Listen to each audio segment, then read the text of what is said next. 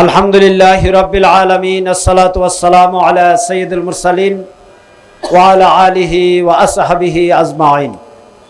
আজকের এই সমাবেশের সংগ্রামী সভাপতি, চাঁপাইনবাবগঞ্জ থেকে নির্বাচিত এমপি, ঢাকা মহানগরী দক্ষিণের সংগ্রামী আমির, জামাত ইসলামীর কেন্দ্রীয় নির্বাহী পরিষদ সদস্য জননেতা জনাব নুরুল ইসলাম বুলবুল, সম্মানিত প্রধান অতিথি মজলুম জননেতা বাংলাদেশ জামাত ইসলামীর সংগ্রামী নায়েবে আমির জনাব এটিএম আজহারুল ইসলাম এমপি, সম্মানিত বিশেষ অতিথি উল্লাপাড়া থেকে নির্বাচিত জননন্দিত নেতা এবং এমপি, বাংলাদেশ জামাত ইসলামীর সহকারী সেক্রেটারি জেনারেল আমাদের প্রিয় নেতা জনাব রফিকুল ইসলাম খান, ঢাকা মহানগরী দক্ষিণ এবং উত্তরের সম্মানিত নেতৃবৃন্দ, সাংবাদিক বন্ধুগণ, সংগ্রামী সাথী ও ভাইয়েরা, আসসালামু আলাইকুম ওয়া রাহমাতুল্লাহি ওয়া বারাকাতুহু।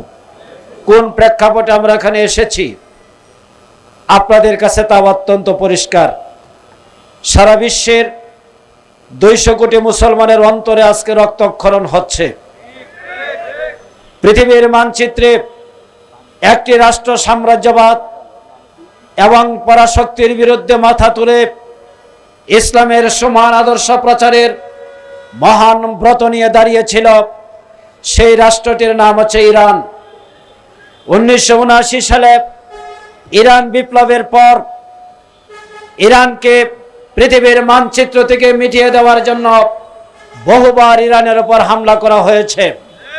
আপনারা জানেন 1979 সালের বিপ্লবের মাধ্যমে ইরানের যখন সরকার গঠন করা হলো, এই নবগঠিত সরকারের নবনির্বাচিত পার্লামেন্টে বোমা হামলা চালিয়ে প্রায় সকল সংসদ সদস্যদেরকে অত্যন্ত নির্মমভাবে হত্যা করা হয়েছিল। উদ্দেশ্য ছিল ইরান যেন পৃথিবীর বুকে মাথা তুলে দাঁড়াতে না পারে। এরপরে ইরানের সাথে ইরাকের ভাতৃঘাতী সংঘর্ষ তৈরি করে 8 বছরে হাজার হাজার নয় লক্ষ লক্ষ মুসলিমকে নির্মমভাবে হত্যা করা হয়েছে। এরপর আমরা দেখেছি বিশ্ব মানচিত্রে 2003 সালে পৃথিবীর আরেকটি শক্তিশালী মুসলিম রাষ্ট্র ইরাকের উপর হামলা করা হলো। এইভাবে পৃথিবীর বুক থেকে ইসলামের শক্তিকে নিশ্চিহ্ন করে দিয়ে একক আধিপত্য বিস্তারের লড়াই করার জন্যই ইরানের মাটিতে অনেকবার হামলা করা হয়েছে। 2024 সালে আমরা দেখেছি ইরানের নির্বাচিত প্রেসিডেন্ট ইব্রাহিম রাইসিকে অত্যন্ত নির্মমভাবে হত্যা করা হয়েছে। কেন এই হত্যাকাণ্ড?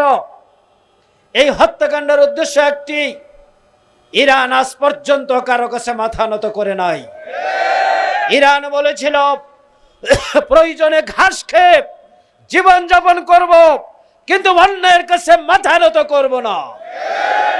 সেই ইরানকে আজকে নিশ্চিহ্ন করে দেওয়ার জন্য যে পরিকল্পনা গ্রহণ করা হয়েছে, বাংলাদেশ জামাত ইসলামী তার তীব্র নিন্দা এবং প্রতিবাদ জানাচ্ছে।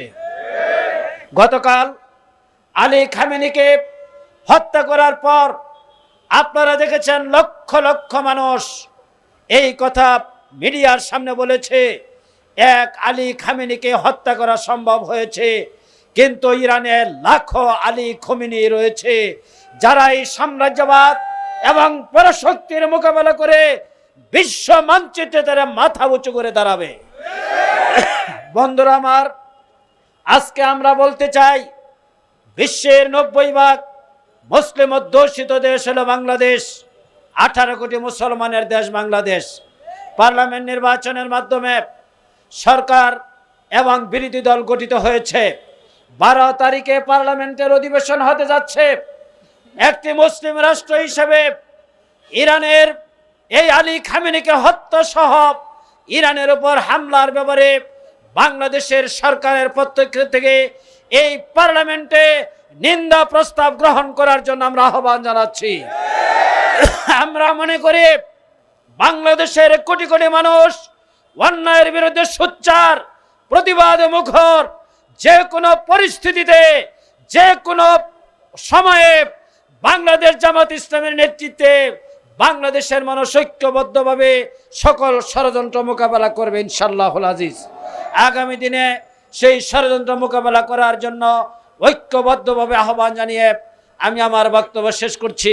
আসসালামু আলাইকুম ওয়া রাহমাতুল্লাহি ওয়া বারাকাতুহু।